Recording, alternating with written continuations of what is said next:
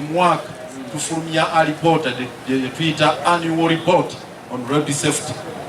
Eyo mwaka oguwedde gye twakufulumya erimu ebintu ebyentiisa bingi by'onoolaba w'ekitiibwa.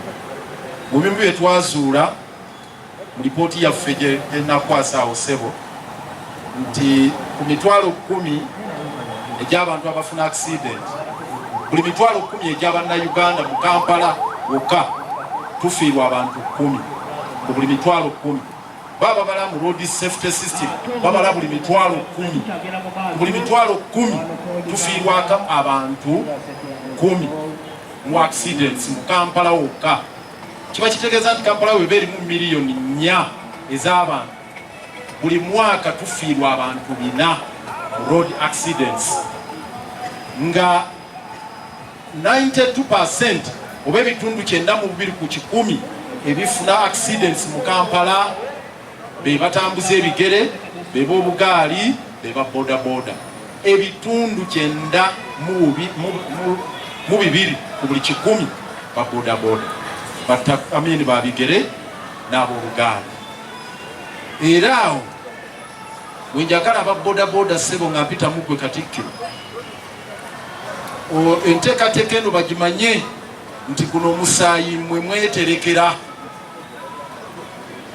mwe eno blood bank gye muguweereza aba boda boda mutereka gwa mmwe, kubanga abasinga okwetaaga Omusaayi, sirina statistics kweze mulago Dr. Latwina nazituwa n'abalala, naye nze zennyina eza KCCA abasinga okufuna accidents ba boda boda, ba bigere n'ab'obugaali.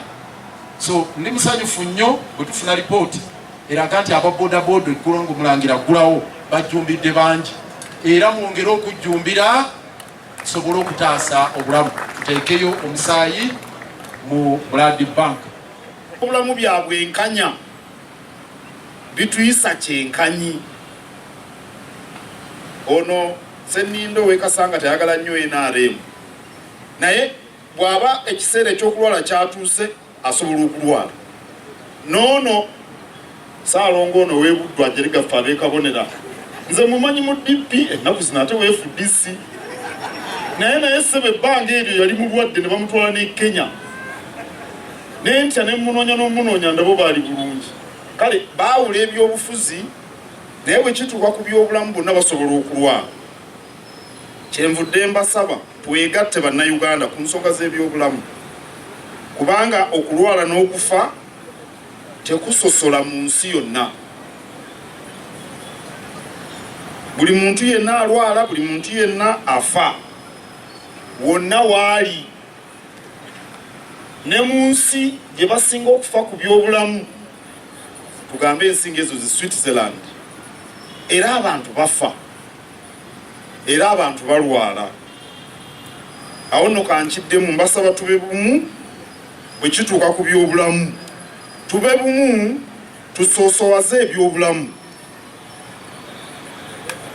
tube bumu tusoosowaze ebyobulamu. Gavumenti na buli muntu yenna asse ebyobulamu ku mwanjo, oba mukulembeze wa ddiini oba mukulembeze wa kampuni esuubula, ebyobulamu bibeere ku mwanjo. Amalwaliro gazimbibwe. Lord Mayor abadde ayagala ga health center ko gabeere malwaliro, obulwaliro obutono gafuuka amalwaliro. Ayogedde bulungi ku nsonga eyo. Amalwaliro gateekebwemu eddagala. Okuzimba ebizimbe ebitaliimu ddagala simanyi nnyo mugaso gwakyo, kubanga oyinza okugenda mu ddwaliro ng'ebizimbe bibi naye ng'eddagala gyeriri. Amalwaliro gateekebwemu ebyuma ebikeberwa abalwadde. Ebyuma ebikeberwa abalwadde bigula ssente empitirivu, era abantu ba Ssekinnoomu batono nnyo abasobola okugula ebyuma ebyo. Abasawo abamala batendekebwe, abasawo basasulwe bulungi. Twetaaga amaterekero g'Omusaayi mu bitundu ebyenjawulo ebya Uganda. Twetaaga amaterekero g'Omusaayi mu bitundu ebyenjawulo ebya Uganda.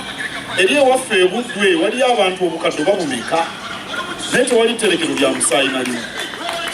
Kati abaayo bakola batya nga beetaaga omusaayi? Nsonga eyo nayo nkulu. Muwulire ennaku zino nga twogera. Mukimanyi nti omusaayi gwe twagala, buli musaayi bwe tujjako omusaayi gumala mwezi gumu gwokka ne gugwako ennaku. So kiba kitegeeza nti tujja kukomawo nga tusaba omusaayi. Mukimanyi nti ennaku zino accident zeeyongedde, abakyala abazaala beeyongedde abeetaaga omusaayi, malaria yeeyongedde yeetaaga omusaayi, sickle cell burden tukyalina mungi. Bw'olaba ennamba mu Cancer Institute abeetaaga omusaayi abalina kansa bangi, n'olwekyo kitwetaaga okulaba nti bannayuganda bamanye nti omusaayi teriringa eddagala nti tugenda mu maduuka ne tugula. Omusaayi tugujja mu bantu era tusaba nti bw'oba oli wakati w'emyaka 17 okutuuka 65 nga tolina bulwadde mu mubiri gwe obukugaana okuwa omusaayi, tukusaba ogende wonna bwe tuba tutaddeyo puroguramu eno, ogende otuwa omusaayi.